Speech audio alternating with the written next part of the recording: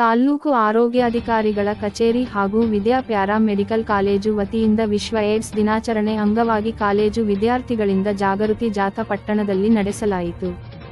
ಜಾಥಾವನ್ನು ತಹಸೀಲ್ದಾರ್ ಲೋಕೇಶ್ ಚಾಲನೆ ನೀಡಿ ಮಾತನಾಡಿ, ಏಡ್ಸ್ ಬಗ್ಗೆ ಜನರಲ್ಲಿ ಜಾಗೃತಿ ಮೂಡಿಸಲು ಅರಿವಿನ ಜಾಥಾ ಶಾಲಾ ಮಕ್ಕಳಿಂದ ಮಾಡುತ್ತಿದೆ. ಸಾರ್ವಜನಿಕರು ಇದರ ಬಗ್ಗೆ ತಿಳಿದುಕೊಂಡು ಜಾಗೃತರಾಗುವಂತೆ ಕರೆ ನೀಡಿದರು. ಜಾಥಾದಲ್ಲಿ doctor Veerabhadrappa, doctor Sanjay, doctor Renukadevi, ತಾ. ಪಂಯೋ ಶ್ರೀನಿವಾಸ್, ಡಿವೈಎಸ್ಪಿ ಕೃಷ್ಣಪ್ಪ, ಉಪಪ್ರಾಂಶುಪಾಲ ಪದ್ಮಿನಿ, ಬಡಪ್ಪ, ಸುರೇಶ, ರತಿ, ರೂಪೇಶ್, ಮಂಜುನಾಥ ವಿದ್ಯಾ ಪ್ಯಾರಾ ಮೆಡಿಕಲ್ ಕಾಲೇಜು ವಿದ್ಯಾರ್ಥಿಗಳು ಸೇರಿದಂತೆ ಹಲವರು ಇದ್ದರು. ಸಮಾಜದಲ್ಲಿ ಸಮಾಜಮುಖಿಯಾಗಿ ಜನರಲ್ಲಿ ಸಂದೇಶವನ್ನು ರವಾನಿಸಿ ಆರೋಗ್ಯವನ್ನು ಕಾಪಾಡಿಕೊಳ್ಬೇಕು ಅನ್ನೋ ಒಂದು ಪ್ರೋಗ್ರಾಮಿಗೆ ಚಾಲನೆಯನ್ನು ಕೊಟ್ಟಿದ್ದೀವಿ.